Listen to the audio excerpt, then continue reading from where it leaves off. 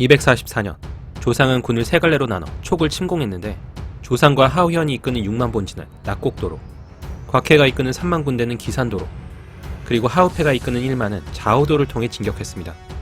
일찍이 사마이는 한중의 지세가 험한 데다 촉이 한중을 점거하고 있는 상황에서 퇴로까지 막힐 수 있다면서 출진을 반대했지만 전공을 세우고 싶었던 조상은 공격을 강행합니다. 위의 10만 대군에 맞서 촉에서는 왕평이 지휘하는 3만의 병사가 한중을 수비하고 있었습니다. 왕평은 안전하게 후방에 머물면서 성을 방어하는 대신 부장 유민과 함께 낙곡도 입구에 있는 흥세산에 진을 칩니다.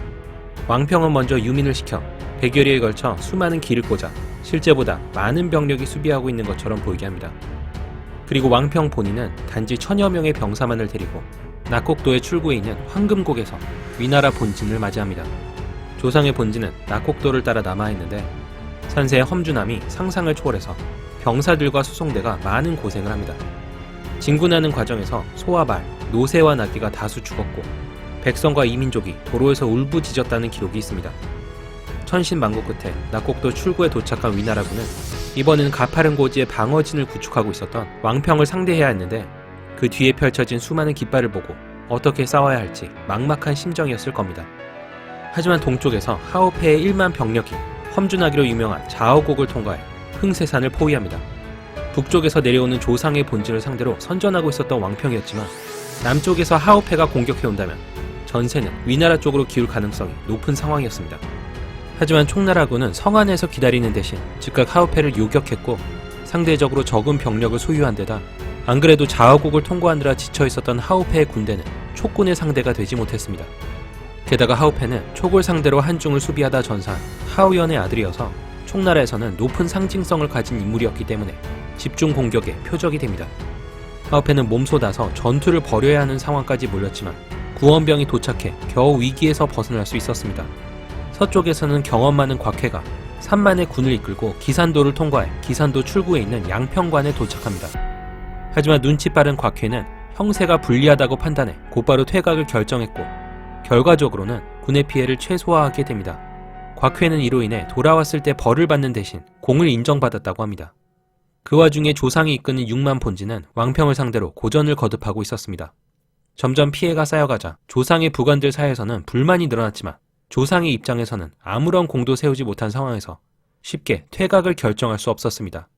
하지만 남쪽에서 비의와 강유가 이끄는 구원군이 도착하고 하우연이 사마이의 경고를 상기시켜주면서 후퇴할 것을 권유하자 조상은 마침내 군을 돌려 퇴각합니다. 그리고 사마이가 말했던 것처럼 비의는 미리 낙곡도 여러 곳에 군을 매복해 퇴로를 차단했고 위나라군은 전멸에 가까운 처참한 피해를 보게 됩니다. 이때 죽은 사람이 너무 많아서 전쟁 병력과 물자를 조달했던 관중 지역은 텅 빈 상태가 됐다고 합니다.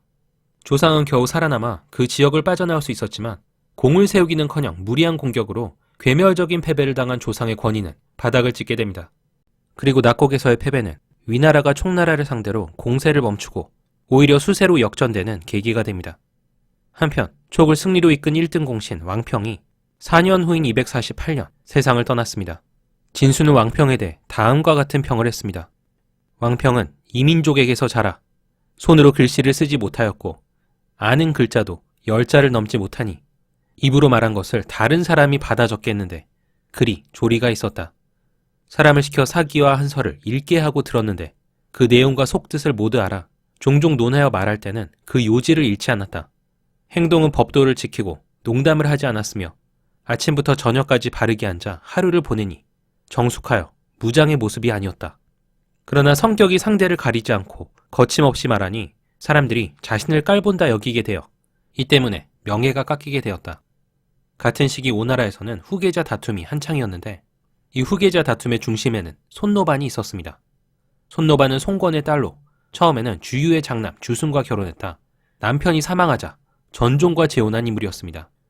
태자 손화의 어머니 왕씨와 특히 앙숙이었던 손노반은 손화가 황제가 되었을 때 자신에게 화가 미칠 것을 두려워해 틈만 나면 아버지 송권을 찾아가 손화와 왕씨에 대한 비방을 합니다.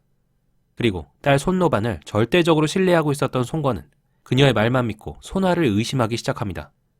육손은 이 상황을 안타깝게 여기면서 여러 번 송권에게 상소를 올려 이렇게 말했습니다. 태자는 정통이므로 마땅히 반석 같은 견고함이 있어야 하고 손패는 신하이므로 총애와 대우에 있어 차이가 있도록 해야 합니다. 두 사람이 피차 각각의 위치에 있어야만 윗사람과 아랫사람이 안녕을 얻을 수 있습니다. 간절하게 머리를 부딪혀 피를 흘리며 저의 의견을 진술합니다. 육손 외에도 오창과 고담 등이 같은 의견을 상소로 올렸지만 송권은 듣지 않았습니다. 육손은 또한 전종에게 편지를 보내 전종의 아들 정기가 노왕 손패파에부터 권력 다툼을 벌이는 것을 안타까워하면서 이 일로 인해 전종의 가정에 재앙이 이를 것이라고 경고했지만 오히려 전종과의 사이가 멀어질 뿐이었습니다. 전종 일족이 중심이 된 손패파는 손아파 인물들에 대한 모함에 열을 올렸고 판단력이 흐려진 송권은 이들의 말을 그대로 믿게 됩니다. 손노바는 병에 걸린 송권을 찾아가 손아의 어머니 왕부인이 송권이 병으로 누워있는 것을 보고 기뻐한다는 거짓말을 하자 송권은 크게 화를 냈습니다. 그리고 이 말을 전해들은 왕부인은 근심이 깊어져 죽었다고 기록되었는데 아마 스스로 목숨을 끊었던 것 같습니다. 손패파는 손아파 대신들에 대한 비방을 멈추지 않았고 그 결과 고담이 유폐되고 장휴와 오찬이 목숨을 잃었습니다. 그리고 오나라의 든든한 기둥 역할을 하던 육손마저 손패파였던 양축의 모함을 받아 송권에게 버림받고 파면됩니다. 송권은 여기서 그치지 않고 사자를 파견해 육손을 자주 질책했는데 그를 범죄자처럼 다뤄서 육손은 추궁당할 때마다 많은 스트레스를 받았다고 합니다. 그리고 245년 2월 분노와 통탄으로 고통스러워하던 육손이 63살의 나이로 세상을 떠납니다. 그가 죽었을 때 집에 남은 재산이라고는 아무것도 없었다고 합니다. 진수는 육손에 대해 이런 평가를 남겼습니다. 육손은 나이가 젊었을 때는 위세와 명성이 드러나지 않았지만 항상 뜻대로 적군을 공격하여 승리를 거두지 않은 적이 없었다. 나는 육손의 모략을 높이 평가하며 또 송권이 인재를 식별하였기 때문에 대업을 성취한 것을 찬탄한다. 육손은 충성스럽고 간절하며 지극하여 국사를 걱정하다 죽었으니 국가의 신하라고 할 만하다. 진수의 말처럼 송권이 중용해준 덕분에 육손이 재능을 펼칠 수 있었지만 그를 죽음에 이르게 한 것 또한 송권이었습니다. 육손이 죽자 육손의 차남 육항이 그의 뒤를 이었는데 송권은 육항을 위로하기는커녕 양축이 아버지 육손에 관해 고발한 20가지 건에 대해 육항을 문책했습니다. 하지만 20살이라는 젊은 나이에도 불구하고 육항이 송권의 문책에 조리 있게 답변하자 송권의 의심이 점점 풀렸다고 합니다.